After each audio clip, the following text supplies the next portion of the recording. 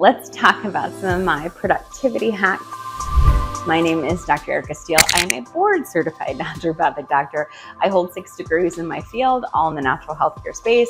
Not only have I been in natural healthcare for over 20 years, but I've also been in business because I wanted to be two things. I wanted to be an entrepreneur and I wanted to be a doctor, and bam, here I am. All right, so in order to be successful either in business or in healthcare or in any profession really, you have to be productive. Unfortunately, especially as like a new entrepreneur, you are typically wearing many hats, right? You're, the receptionist, you are the coach or the provider, you are, the billing department, you're all these things. And so in order to be able to be successful in any of those things, you have to be productive. So let's jump into some of my productivity hacks. Before we get started on those, if you are interested in working with me more on an intimate level, or if you just want to do some self-guided work, I do have some incredible courses that I've custom built in time management, overcoming procrastination, and also strategic thinking and decision making. So those are some of my courses. Also too, I have an entire app that has all kinds of amazing courses, and I'm constantly building. I build like 3 to 5 courses a month. So if you're interested in just being a part of our app and a part of our community, go ahead and click the link below. And of course, like, share, and subscribe if you love the content, and comments. All right, cool. So let's get into some of my productivity hacks. All right, so the first thing is, let's talk about what our goals are, right? I really like Tony Robbins' approach to this, because goals kind of seems almost like an out there thing. It's like these are things are never gonna come. So I love results, right? What results I'm trying to create. And that's what I do with my patients, is get results for them.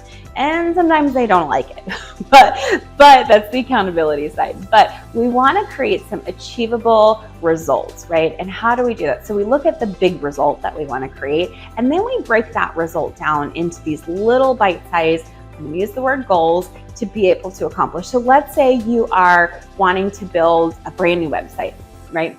And so, which I recently did because I transitioned from a physical practice to a virtual. So what I did was, I sat down and I mapped out my website, how many pages I needed to, let go of, how many pages I needed to rebuild. And then I said, okay, when do I want to accomplish this by? And so then what I did was I broke down how many pages that I needed to write per week in order to meet my goal at the end of the year. So for me, it was 3. So I needed to write 3 web pages. So every single week I knew, okay, boom, when I have my marketing day for 2 hours, I need to sit and I need to write these 3 pages worth of content and send them over to my graphic designer for them to do their part.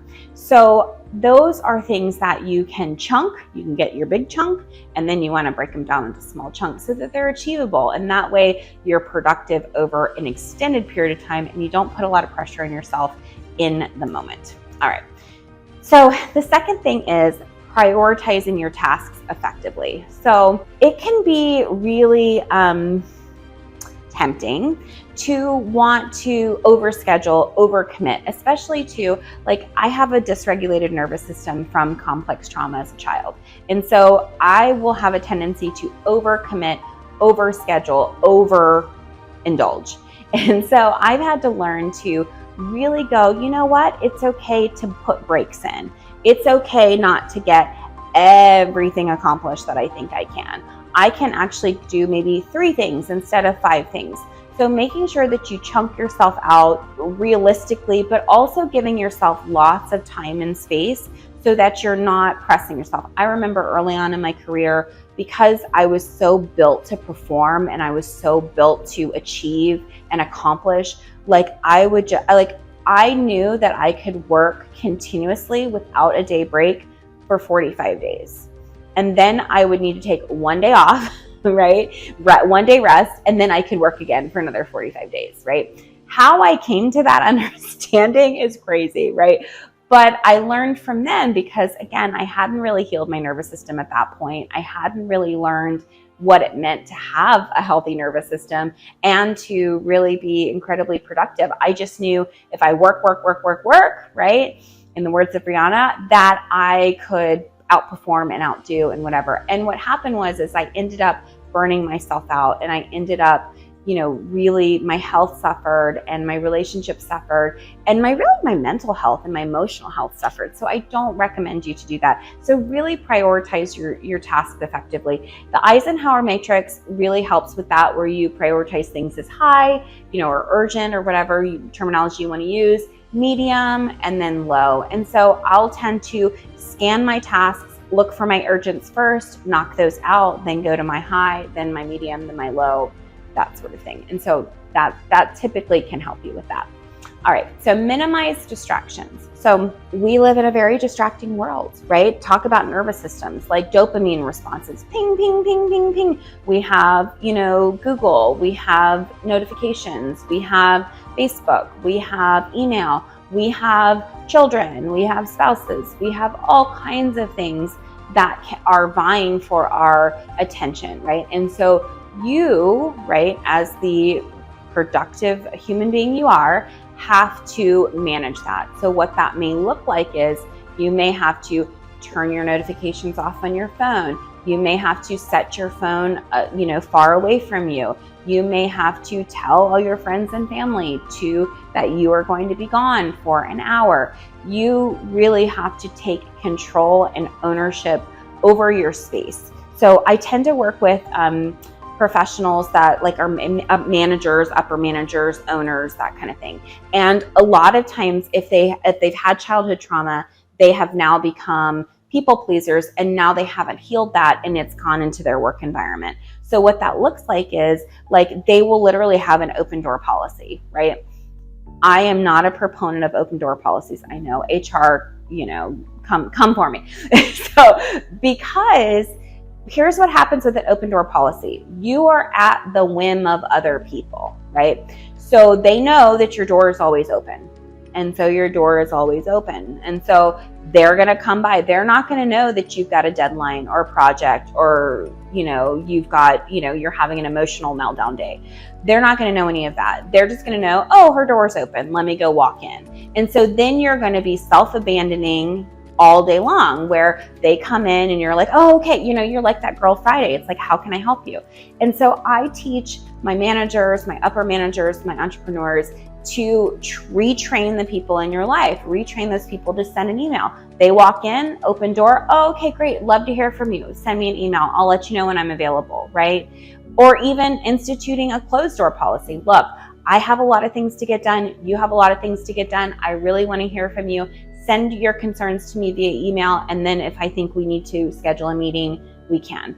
I am almost anti-meeting. And it's just because I've been through so many meetings as an entrepreneur. It's look, send it to me via email, especially with salespeople. Send it to me via email. If it looks like it's going to be something that's a good fit, I know what I need. I know what I'm looking for. Then from there, I'll reach out to you. But I'm not just going to do a discovery call just to discover something.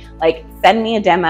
I'll look at it, see if it's going to be a good fit. And then, because I want to be the most efficient with my time, and not just for my time, your time as well. I don't want to waste your time when you could be, working leads that, are more interested. All right. So time blocking is also another tip that I use a lot. So time blocking is this, and batching. So I tend to batch things on a day. So I'll go, okay, Monday is operations day, Tuesdays is finance, Wednesdays is catch up, Thursdays is marketing, Fridays is marketing, weekends are catch up for marketing stuff, because I love marketing stuff. So I'll just do it anyway. So I will look at my time and go, okay, I'm batching my tasks on these particular days. And then I'm going to say, because let's say I treat patients 6 hours a day. So I go, okay, 8 to 2, right? And then I'm going to give myself an hour break. And then I'm going to start doing operations things from 3 to 6, right? Perfect. So that 3 to 6, I'm going to look at my tasks and I'm going to batch that at that particular time. And so I always tell my time what to do. If you struggle with time, I do have an amazing time management course that I have worked on and perfected and developed. And so it is in the link below. Also, overcoming procrastination and strategic thinking and decision making, because oftentimes we get really overwhelmed with time. We get overwhelmed with decisions. We'll use procrastination as a tool to help us avoid really what we're up to in life. And so I have kind of poured myself into those courses and built them to really help give you the life skills that you need. All right. So leveraging technology. I love technology. I use it all the time. There are certain people who have a fear of technology, and I get it. Like, not everyone is averse to technology.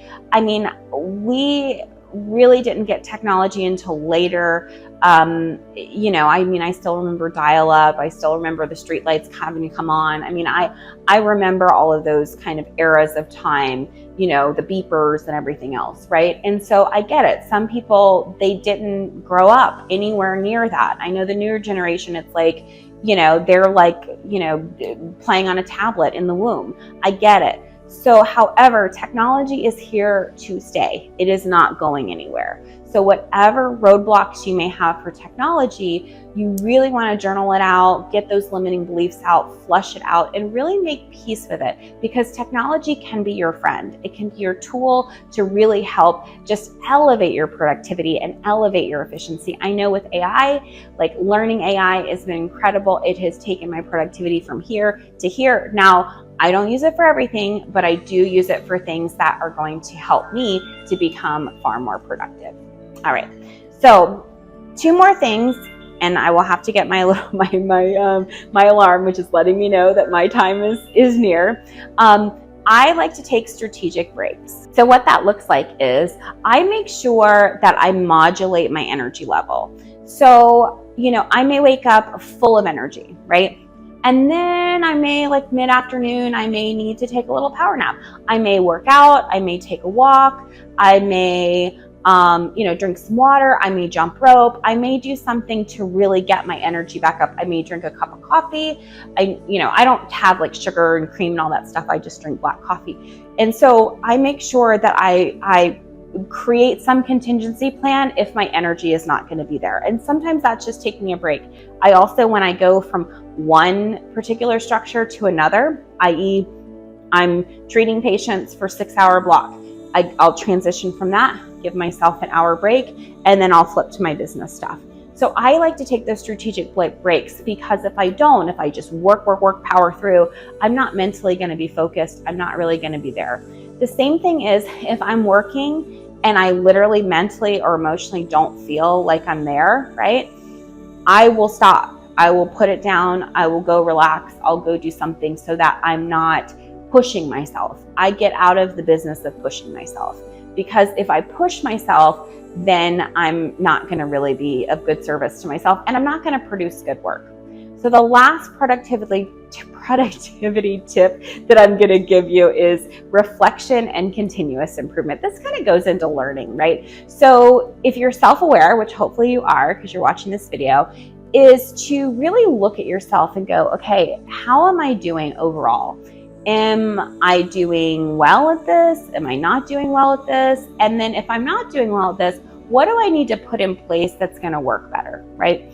So literally all of 2023, I was moving out of the country. Like, I didn't stay in any place like longer than maybe a couple months. Like, it was crazy town. And I felt so unsettled, right? So when I feel unsettled, I will eat out. I will, grab a bite to eat here. My diet gets all wacky. I know this about myself because I reflect. So moving into my new place, yay, which I'm in right now, is, getting myself back, going, okay, great. I'm going to bring myself back. I'm going to get my water back. I'm going to get my fasting back on. I'm going to get my protein back on. I'm going to get my body, my health, my mindset back on track. Again, it's not that you're not going to fall off. It's how quickly you're going to get back on.